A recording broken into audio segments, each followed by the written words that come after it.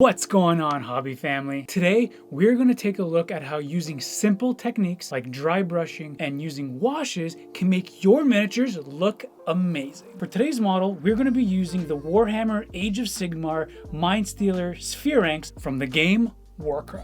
I've always loved this miniature from when it first got released. It's so evocative and the painting possibilities are absolutely endless. The majority of the colors that we're going to be using today are going to be primarily bright, and that's because we really want to make this model pop on the tabletop. It's a very simple mini to put together, and with a quick spray of black primer, we're ready to start painting. If I don't feel like using an airbrush to prime my miniatures, Rust-Oleum's Flat Black is my go-to rattle can primer.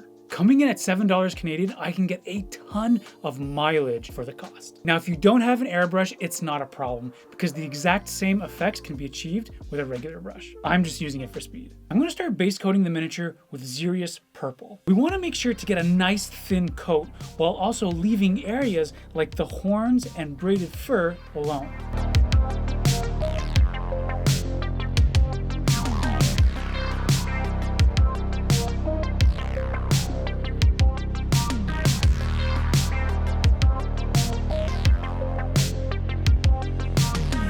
With our base coat done, we're going to start off with Evil Sun Scarlet and create a transition between purple and the red.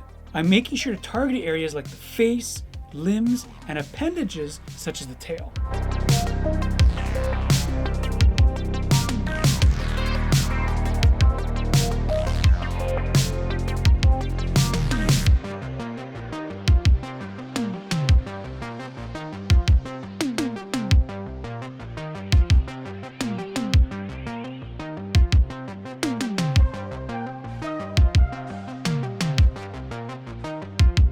Next up, we're going to use Troll Slayer Orange and continue to build the transition. We're focusing on the tips of the legs while narrowing into the face.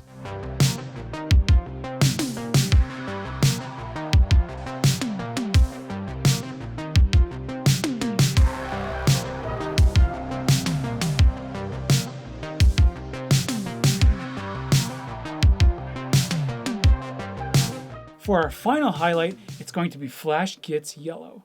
This is going to be the smallest highlight on the flesh and fur.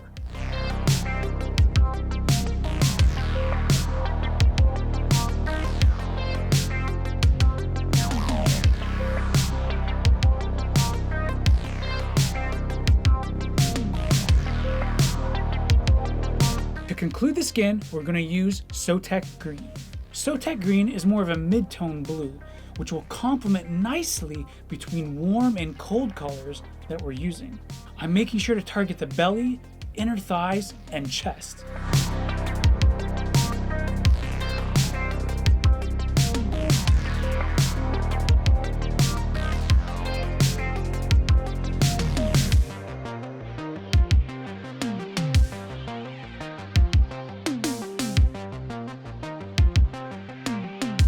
With all of our tones and blends in place, it's now time to start doing the heavy lifting. I'm going to start by using white to dry brush the entire miniature. Personally, I like using makeup brushes because they are cheap and the bristles create a softer effect as opposed to a more traditional brush.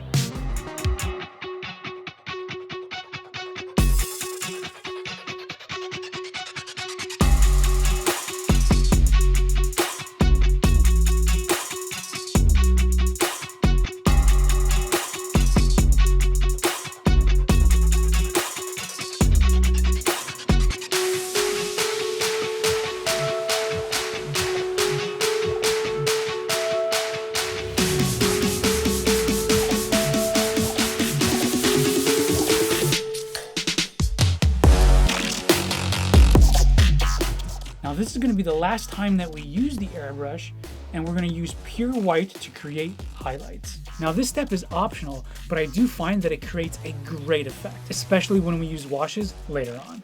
The areas that I'll be targeting will be the tips of the horns, the bottom of the feet, the belly, and the back.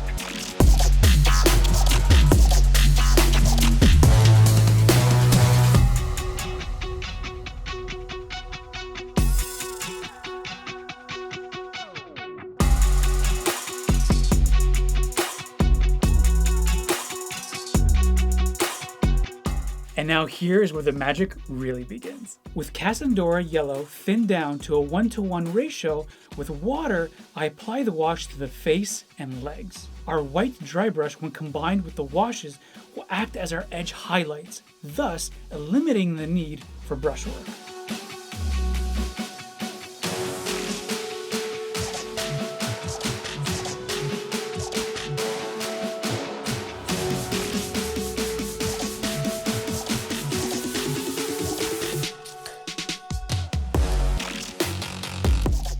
Next, we're going to use Carroburg Crimson to wash the majority of the model. However, I will be staying away from the feet, stomach, and chest. Additionally, make sure to target the face as well, like the ears, under the mouth, or anywhere where there will be shadows.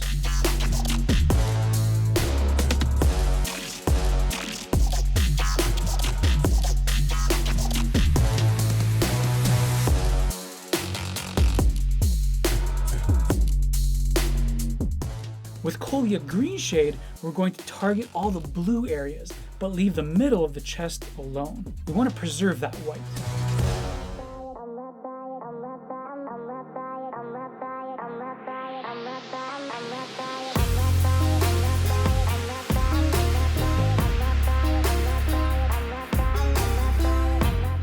To add a burst of color, let's add some bloodletter glaze between the areas of purple and red. I'm also going to add some to the face as well to create more definition and interest.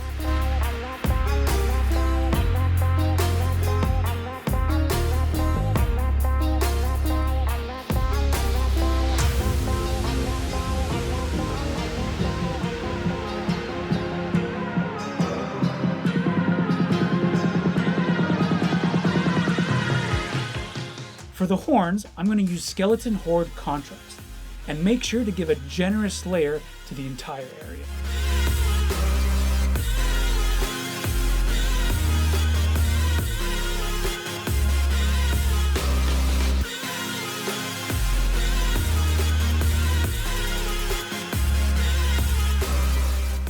With Agarose Dunes, diluted with water, we're going to create a transition from light to dark by applying it halfway up the horns towards the base of the skull and the concaved areas.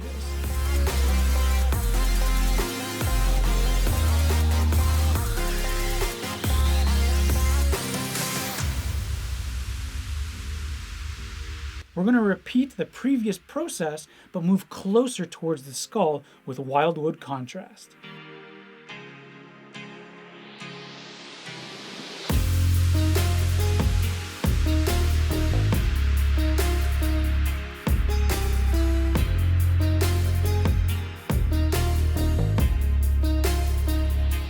Last but not least, to finish the horns, we're going to dilute Abaddon Black with roughly 5 parts water and add this mix to the very base of the skull where it meets the skin.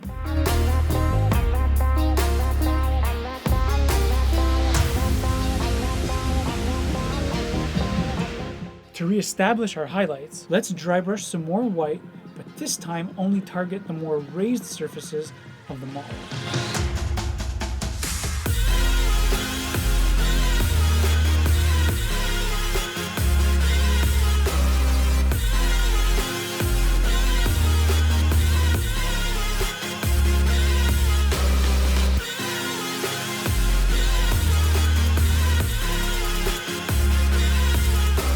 If you find your highlights to be too bright, we can add Druchii Violet over the purple areas.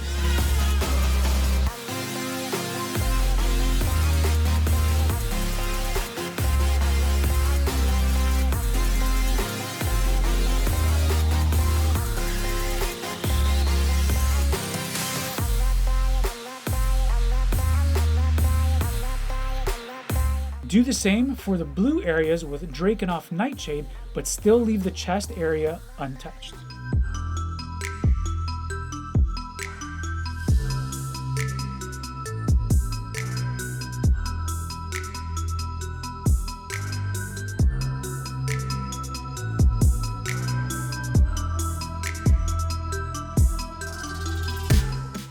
For the armored areas, I'm going to be using Old Gold Liquid Gold by Vallejo. This paint is an alcohol-based paint. So make sure to use a synthetic brush so as not to ruin your good brushes. You don't have to use this particular gold, any will do, but I grabbed it because of how fast it dries.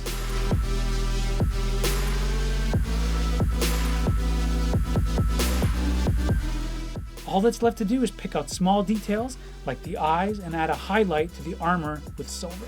With these simple methods, you can paint miniatures quickly and have beautiful looking results. But do you know what's better than beautiful looking results? B-roll.